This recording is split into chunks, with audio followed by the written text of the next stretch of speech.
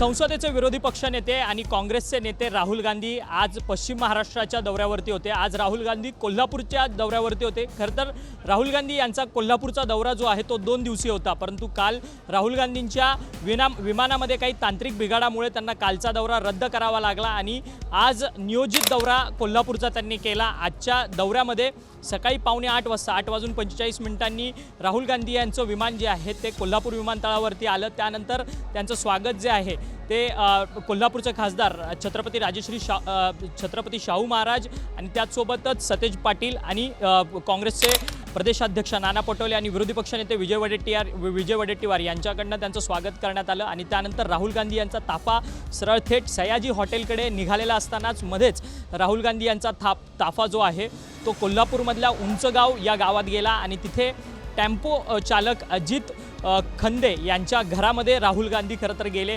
तब्बल जवळपास 1 तासभर राहुल गांधी अजित खंदे यांच्या घरी थांबलेले होते।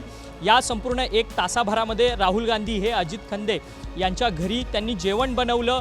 स्वतः राहुल गांधी यांनी जेवण बनवलं। ते जेवण अजित खंदे यांच्या घरच्यांना संपूर्ण त्यांनी जेवायला दिलं स्वतःच्या हाताने आणि संपूर्ण गप्पा ज्या आहेत कुटुंबियांशी, खंदे कुटुंबियांशी, त्या राहुल गांधींनी यावेळेस मारलेल्या होत्या। तब्बल जवळपास 1 तासभर राहुल गांधी हे सामान्य जनतेशी सरमिसळ करत होते खाली ग्राउंडवरती। त्यामुळे राहुल गांधी आज कुठे गेलेले याचा सगळ्यांनाच प्रश्न पडलेला होता। परंतु अजित खंदे हे एक सामान्य टेम्पो चालक आहेत आणि त्यांच्या घरी अचानक भेट दिल्यामुळे त्यांच्या घरचे देखील अचंबित झालेले होते राहुल गांधी यांच्या भेटीमुळे। परंतु राहुल गांधी हे फक्त त्यांच्या घरी भेट दिली नाही तर त्यांच्या घरी त्यांनी जेवणसुद्धा बनवलं।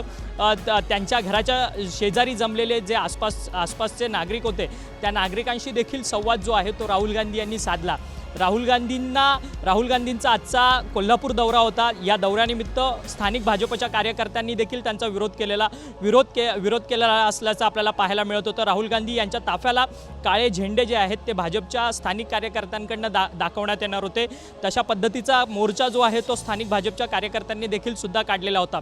राहुल गांधी हे काही दिवसांपूर्वी परदेश दौऱ्यावरती होते अमेरिकेच्या। त्यावेळेस त्यांनी काही विधानं केलेली होती। त्या विधानाच्या विरोधात ही संपूर्ण भाजपकडनं निषेधार्थ आंदोलन आज कोल्हापुरात करण्यात येणार होतं।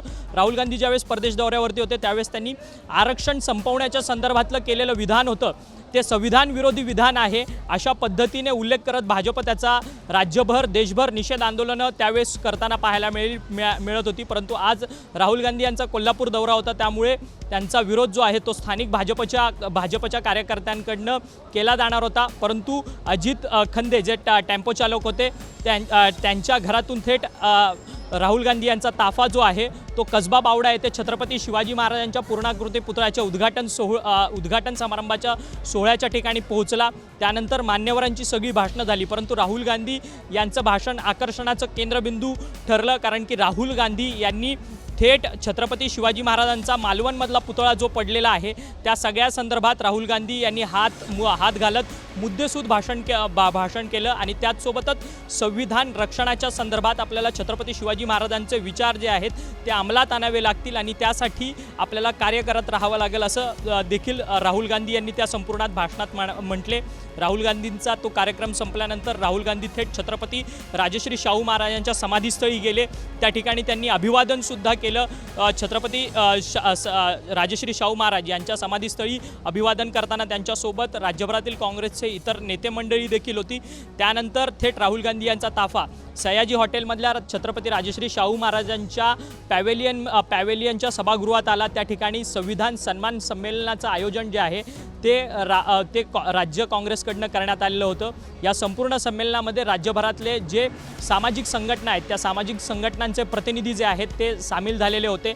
या सर्व संघटनांच्या प्रतिनिधींकडनं काही सेशन ठेवण्यात आलेले होते। त्या सेशनच्या संदर्भात संपूर्ण माहिती जी आहे ती या संपूर्ण चर्चासत्रांमध्ये देण्यात आली। राहुल गांधींचं देखील भाषण या संपूर्ण संविधान सन्मान संमेलनमध्ये आकर्षणाचा केंद्रबिंदू ठरला, कारण की राहुल गांधी यांनी थेट जातीयंतांच्या मुळाला हात घालत हा संपूर्ण भाषण जे आहे ते केलेलं असल्याचं पाहायला मिळालं। राहुल गांधी हे संसदेचे विरोधी पक्षनेते, त्यांच्याकडे एक जबाबदारीचं पद आहे. राहुल गांधी यांनी आपल्या भाषणामध्ये थेट म्हटलं की ज्यावेळेस आमचं सरकार येईल त्यावेळेस 50% आरक्षणाची मर्यादा जी आहे ती आम्ही ओलांडू आणि देशभरामध्ये जातनिहाय जनगणना आम्ही करू.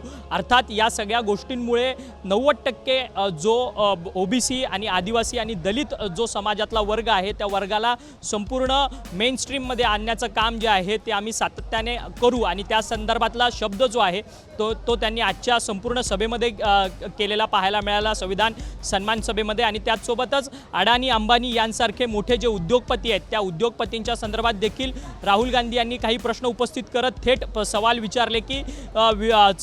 विचारले की ह्यांच्याकडेच देशभरातली सगळी संपत्ती कशा पद्धतीने जाते. ह्या सगळ्या संमेलनामध्ये भाषण केल्यानंतर थेट राहुल गांधी हे पुन्हा आपल्या एकदा दिल्लीच्या दौऱ्याकरता निघालेले आहेत. परंतु राहुल गांधी यांच्या संपूर्ण आजच्या कोल्हापूर दौऱ्यावरती एक बोलायचं झालं तर राहुल गांधींचा आजचा पश्चिम महाराष्ट्र दौरा नक्कीच अत्यंत महत्त्वाचा ठरणार आहे. कारण की आगामी विधानसभा निवडणुकीकरता काँग्रेसकडनं पश्चिम महाराष्ट्रामध्ये जोरदार पद्धतीने मोर्चे बांधणीला सुरुवात झालेली असल्याचं आपल्याला पाहायला मिळतं. गेल्याच महिन्यात राहुल गांधी हे सांगलीमध्ये येऊन विश्वजित कदम यांच्या कार्यक्रमामध्ये हजेरी लावतात, तर आता कोल्हापूरमध्ये येऊन सतेज पाटलांच्या संपूर्ण या कार्यक्रमाला हजेरी लावतात. त्यामुळे शरद पवारांचा खरं तर बालेकिल्ला हा पश्चिम महाराष्ट्र मानला जातो. पश्चिम महाराष्ट्रातले अनेक बडे दिग्गज नेते हे शरद पवारांच्या संपर्कात असतात आणि त्यातलं तिथंच राजकारण पश्चिम महाराष्ट्रातलं हे शरद पवारांच्या भोवती फिरणारं राजकारण असतं.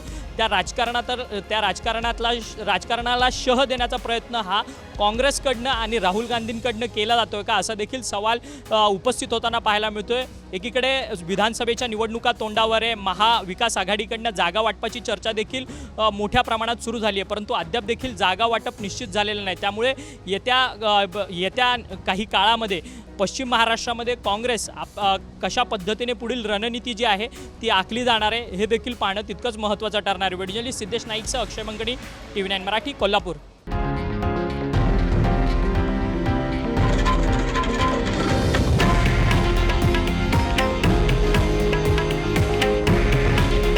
हे आहे देशातील नंबर 1 न्यूज नेटवर्क आणि आपण पाहत आहात TV9 मराठी. काळजी तुमची, हित महाराष्ट्राचं.